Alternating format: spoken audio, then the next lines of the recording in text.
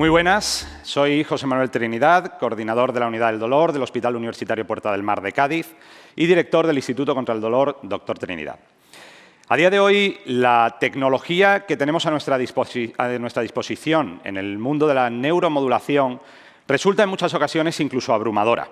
Nos cuesta mucho trabajo decidir qué tipo de onda, qué tipo de implante realizamos en uno u otro paciente. Lo que hemos querido plasmar en esta presentación es nuestra experiencia con casos clínicos en los que, gracias a las nuevas tecnologías en los generadores de Boston, sacamos el máximo partido clínico en nuestros pacientes.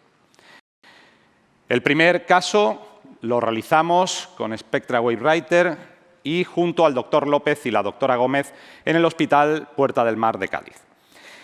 El paciente que mostramos ahora resulta muy espectacular la imagen porque sufrió un accidente a la edad de 6 años, muy joven, con pérdida de sustancia que requirió múltiples cirugías reconstructivas y una lesión del nervio ciático izquierdo que le producía un dolor lancinante en su pierna, sobre todo en la parte más distal, y le obligaba a la deambulación con muletas y compensando con la otra cadera.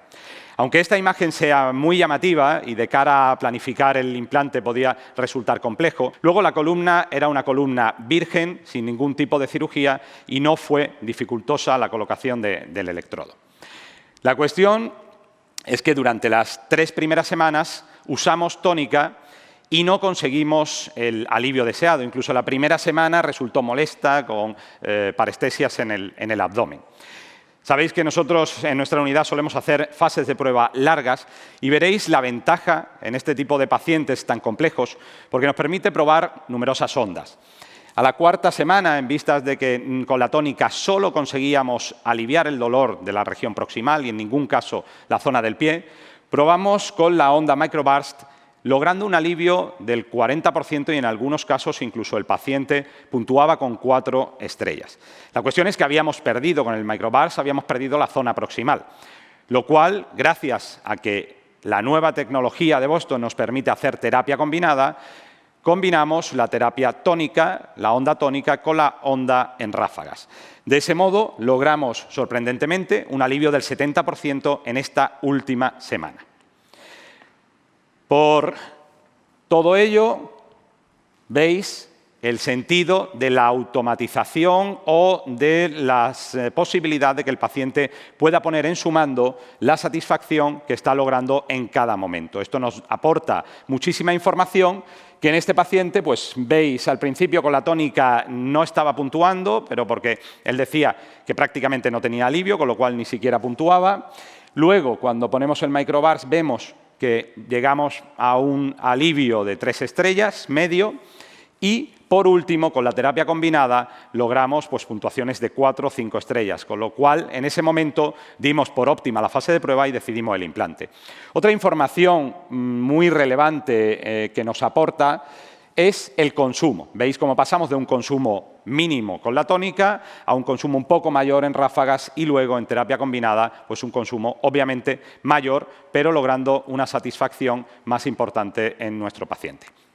De modo que aquí hemos utilizado esa terapia que aquí definimos mucho más de forma más específica, en la que tenéis en aquella parte la onda microburst, que estamos estimulando la parte más caudal del electrodo, y luego 2 áreas de tónica con la tecnología de algoritmo anatómico que nos permitió también optimizar toda esa zona proximal. De modo que un paciente que posiblemente habría sido una fase de prueba negativa se convierte en un implante satisfactorio y, revisado los 2 años, sigue manteniendo esa eficacia.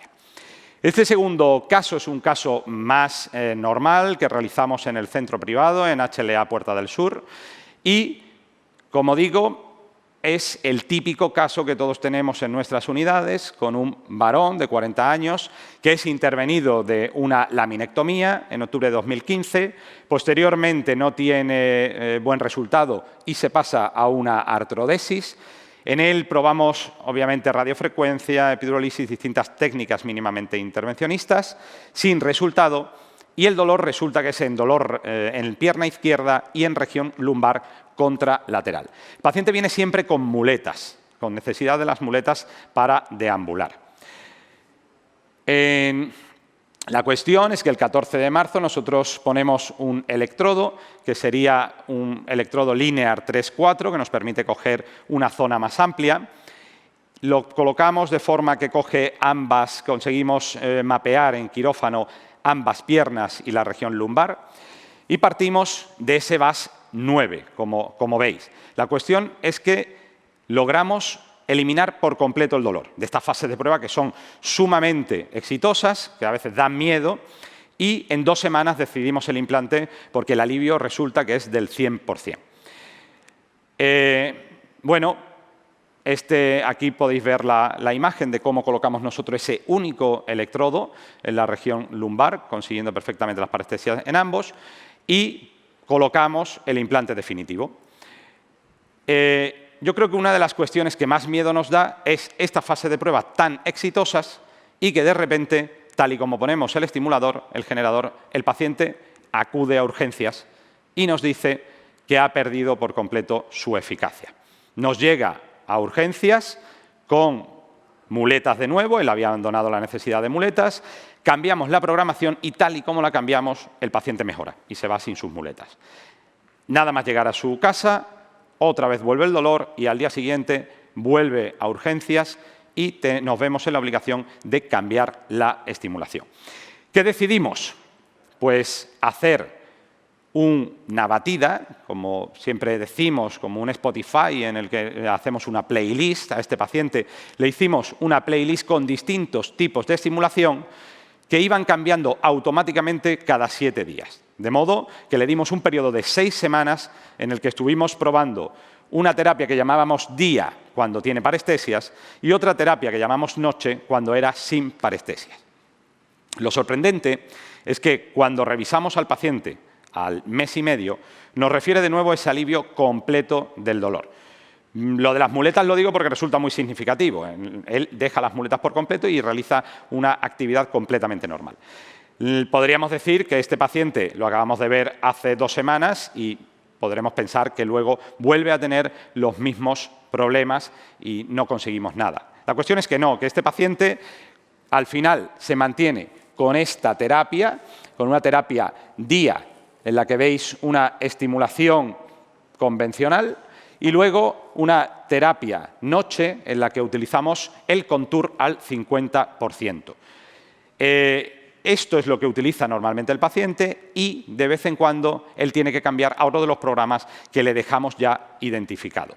La cuestión es que a los 2 años, de este modo, el paciente tiene una satisfacción completa del dolor, con un VAS de 0, incluso conduce en moto, y de este modo hemos rescatado una situación que consideramos todos muy perjudicial en el momento en el que la fase de prueba es muy exitosa y, sin embargo, la fase definitiva nos encontramos con ese aumento del dolor sin explicación ninguna. De modo que podéis ver aquí en las gráficas cómo al mes haciendo esta prueba conseguimos disminuir en un 90%. De modo que esta automatización, esta posibilidad de que el paciente de forma automática cambie la estimulación, nos va a permitir recuperar, rescatar estos pacientes que sin causa aparente pierden la eficacia de la estimulación.